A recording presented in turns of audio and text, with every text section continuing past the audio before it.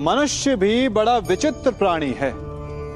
अपनों से नीचे के स्तर के लोगों को वो हे दृष्टि से देखता है, उनका उपहास उड़ाता है, उनसे बार बार कहता है कि तुम्हारा कुछ नहीं हो सकता, तुम भविष्य में कुछ नहीं कर पाओगे।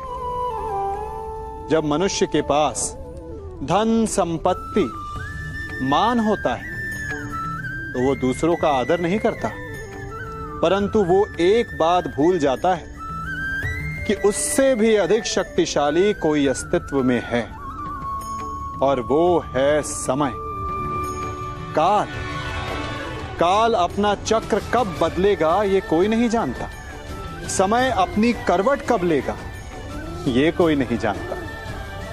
कोयला भी समय के साथ साथ हीरे में परिवर्तित हो जाता है। इसलिए जीवन में कभी भी किसी का भी उपहास नहीं उड़ाना चाहिए।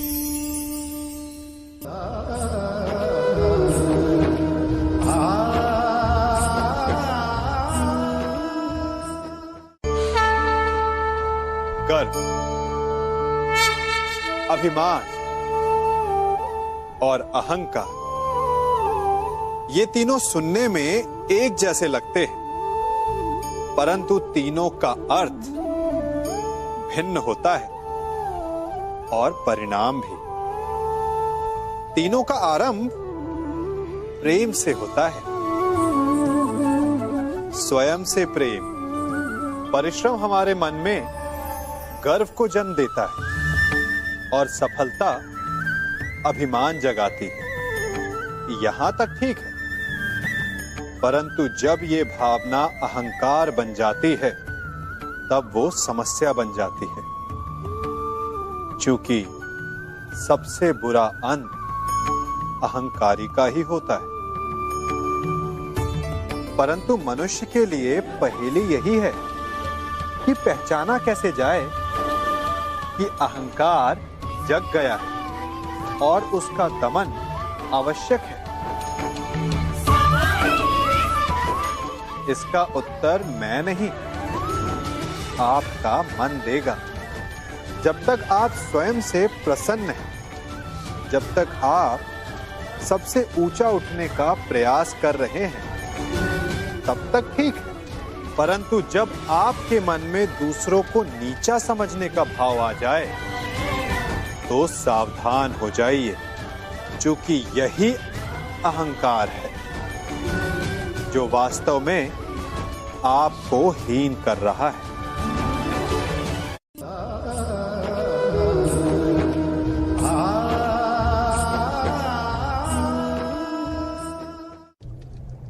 हमारा शरीर प्रकृति का एक महान आविष्कार है। इससे जटिल संरचना संसार में और कोई नहीं। हमारा शरीर जितना जटिल है, यदि इसे ठीक से जाना जाए तो इससे अधिक सरल ज्ञान देने वाला और कोई नहीं। हमारे शरीर में पंच इंद्रियां होती हैं जो हमें भाव, गुण और वस्तुओं का बोध कराती हैं। हमारे पास आंखें हैं, नाक है, स्पर्श के लिए त्वचा है, कान है और जीभा है। सबका भिन्न भिन्न कार्य है।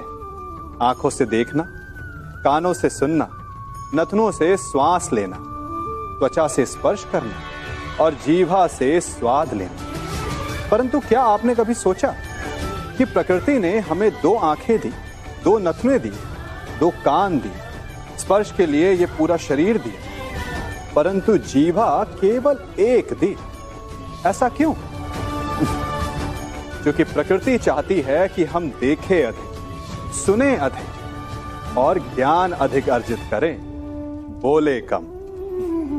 क्योंकि अधिक वाचाल नाश को निमंत्रण देता है। स्मरण रखिएगा।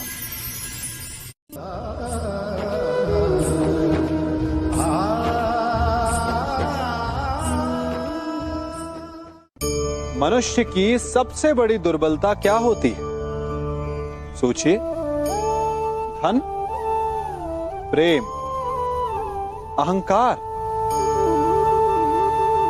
मनुष्य की सबसे बड़ी दुर्बलता होती है उसके रहस्य। चाहे आप कितने भी शक्तिशाली क्यों ना हो, कितने भी प्रबल क्यों ना हो, परंतु उसके रहस्य उसके नाश की चाबी होती है। इसलिए यदि प्रबल रहना है, शक्तिशाली रहना है, समर्थ रहना है, तो अपने रहस्य को किसी को भी ना बताएं, ना मित्र को और ना ही शत्रु को, क्योंकि समय पड़ने पर कब कौन शत्रु हो जाए ऐसा कहना संभव नहीं। विभीषण को रावण के अमृत कुंड का ज्ञात था, इसीलिए प्रभु श्री राम रावण का वध करने में सफल हो सके। इसलिए उचित यही है कि आप अपने रहस्य को स्वयं तक ही सीमित रखें।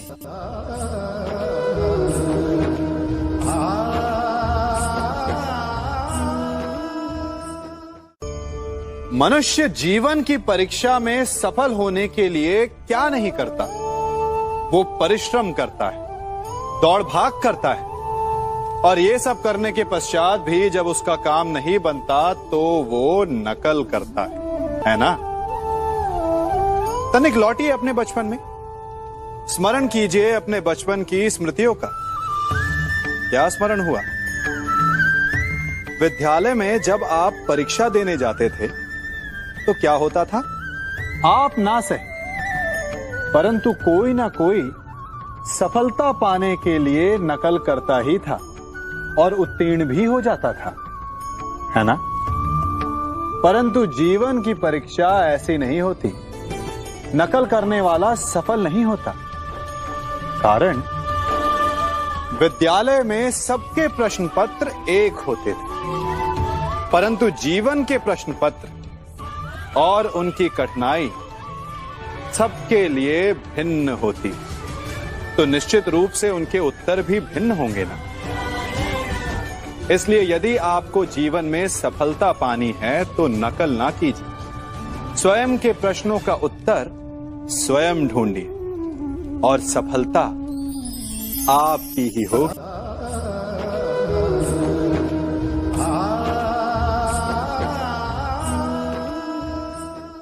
जब सागर का जल वाष्प बनकर उड़ता है तब वो हमें दिखाई नहीं देता। मेघ उस जल को अपने भीतर छिपा लेते हैं, लंबी यात्रा करते हैं, प्रयास करते हैं कि वो जल सदा उनके भीतर छिपा रहे, परंतु जब वायु का वेग उन्हें उड़ाकर किसी पर्वत से ले जाकर के टकरा देता है तब उन मेघों को बरसना ही पड़ता है, क्योंकि यही नियति है, यही प्रकृति है। क्योंकि जल को सागर में जाकर मिलना ही है। ठीक ऐसा ही हमारे साथ भी होता है। हम सत्य को अपने मन के मेघों में चाहे जितना छिपाने का प्रयास कर लें, परंतु समय की आंधी उसे वास्तविकता के पर्वत से ले जाकर के टकराकर हमारे समक्ष ले ही आती है। जिस भय के कारण आप सत्य को सामने नहीं लेकर आना चाहते, एक दिन वही भय हमारे समक्ष आकर खड़ा हो जाता है और फिर हम लाचार हो जाते हैं, क्योंकि हमने उस भय का सामना करने की तैयारी नहीं की होती। इसलिए सत्य से भागे नहीं, उसे छिपाए भी नहीं, उसे स्वीकार करें। भविष्य की बड़ी विपत्ति से बच जाएंगे।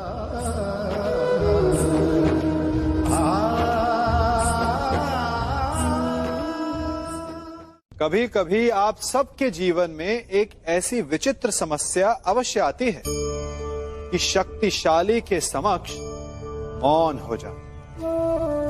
उस शक्तिशाली से विवाद करने से बचने के लिए आप मौन रह जाते।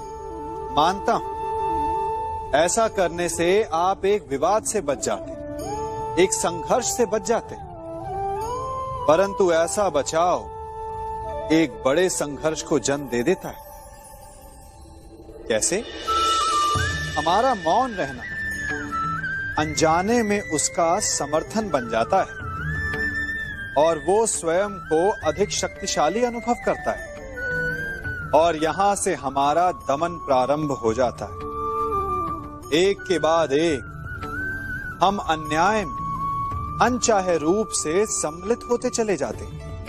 तो इसका तोड़ क्या है?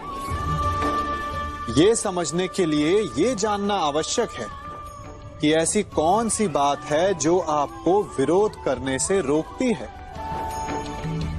ये सामने वाले की शक्ति नहीं जो आपको रोकती है, यह आपके भीतर छिपा भय है जो आपको रोकता है। हाँ, कभी कभी भय आपकी सुरक्षा अवश्य कर सकता है, परंतु साथ साथ ये भी जानना आवश्यक है कि ये भय ही है जो आपको मौन भी रखता है। इसलिए अपने मन से भय को निकालिए और खुलकर अनीति का, अन्याय का विरोध कीजिए, और फिर देखिएगा आपका मन कितना मुक्त, कितना हल्का अनुभव करेगा।